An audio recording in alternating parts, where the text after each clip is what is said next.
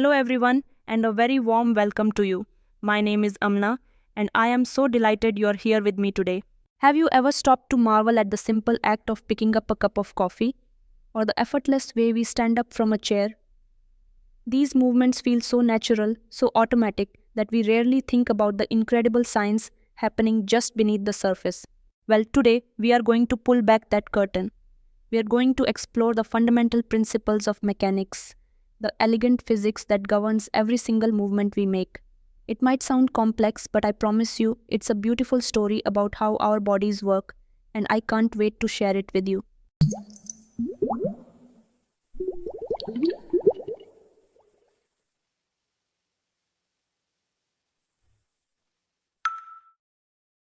Start with the most basic concept of all, force. At its core, a force is simply a push or a pull. It's what allows us to produce, change, or even stop motion. We can think about forces as being either static, which means they are acting on an object that isn't moving, or dynamic, meaning they are acting on an object that is already in motion. Every force has two key ingredients: a magnitude, which is how strong the push or pull is, and a direction. This is why we can say that force equals mass times acceleration. Now, forces rarely act alone. They usually work together in systems, and understanding these systems is key. First, we have a linear force system. This is when two or more forces act along the same line. Imagine two people pushing a car from behind. Their forces add together. Now, picture a game of tug of war. If both teams pull with equal force in opposite directions, the rope stays still. That's a state of equilibrium. But if one team pulls harder, the rope moves in the direction of that greater force. Simple, right? Next are parallel forces. These forces act on the same object but at different points. Think of a seesaw. Two children are applying parallel forces downward. If they are equal, the seesaw is balanced. If one is stronger, it creates rotation. This brings us to a really neat concept called a force couple.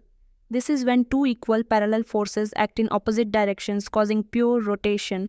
Every time you turn a steering wheel or twist the lid of a jar, you are creating a force couple. Isn't that fascinating?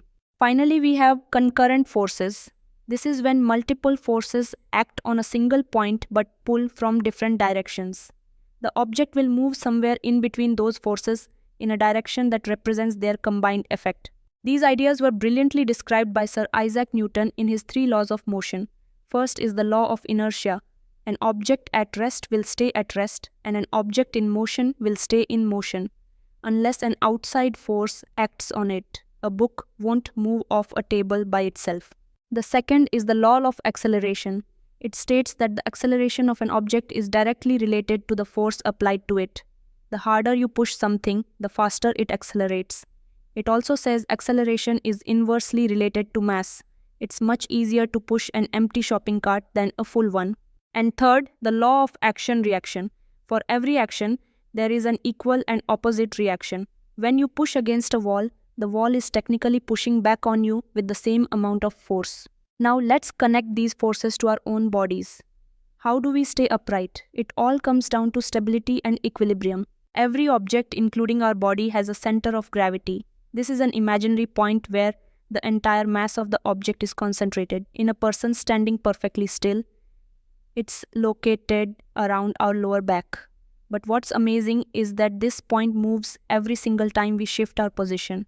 From this center of gravity, an imaginary vertical line drops straight down to the ground. We call this the line of gravity.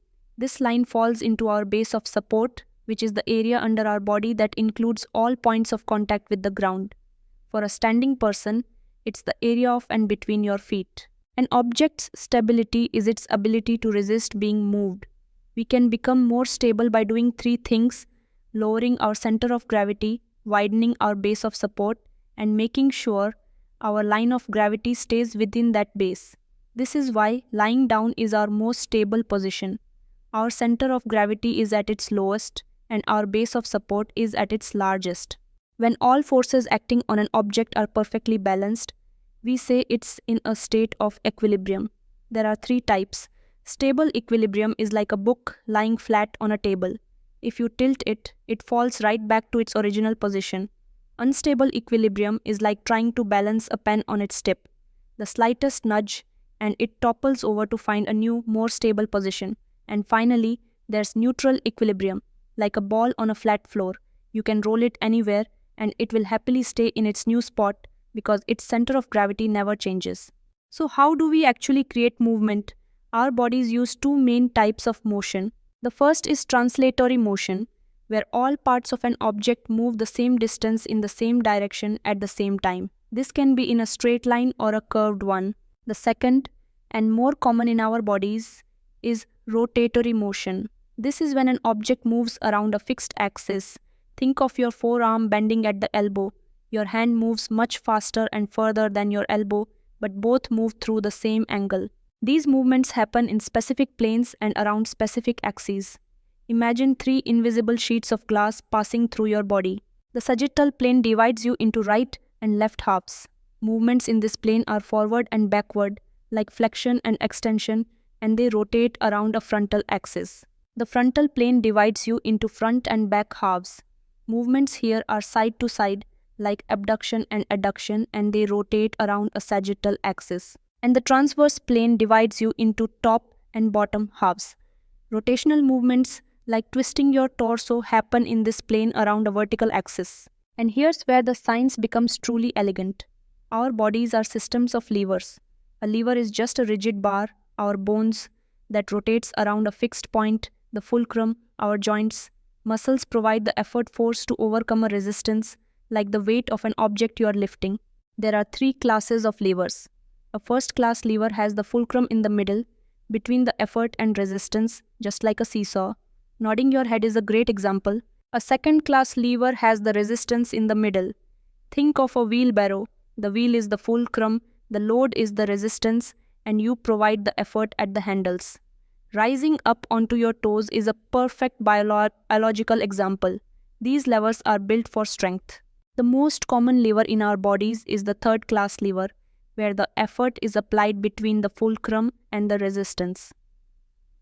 Flexing your elbow to lift something is a classic example. Our joint is the fulcrum, our bicep muscle provides the effort, and the weight in our hand is the resistance. These levers favor speed and a large range of motion over pure strength. This leads us to mechanical advantage. It's the ratio between the effort arm and the resistance arm. If the mechanical advantage is greater than 1, it means less effort is needed to move the resistance, like in a second-class lever. If it's less than 1, more effort is needed, which is the case for third-class levers, but the trade-off is speed. The rotational effect of a force is called torque. It's calculated by multiplying the force by its movement arm, which is the distance from the axis of rotation to that force. You generate the most torque when a force is applied at a 90-degree angle to the lever, because this creates the longest possible movement arm. This is why a muscle's ability to create movement changes as a joint moves through its range of motion. Our bodies even have pulleys. A pulley is a wheel that helps change the direction of a force. A fixed pulley, like the bony part of your outer ankle, acts as a guide for a tendon, changing its direction of pull without providing any mechanical advantage. To round out our discussion, let's touch on a few related concepts. Work is done when a force moves an object over a distance. Power is the rate at which that work is done, how fast you can do it. And speed is simply how fast an object is moving. All of this requires energy, which is the capacity to do work. We have potential energy, which is stored energy, and kinetic energy, which is the energy of motion. As we move, our bodies are constantly converting energy between these two forms. And finally, we have elasticity, the ability of our tissues to return to their original shape after being stretched. This principle is governed by Hooke's law, which basically says that the more you deform something, the more it resists. This is why springs are so useful in therapy. They can be used to either assist a movement or provide resistance to make it more. So what are our big takeaways today?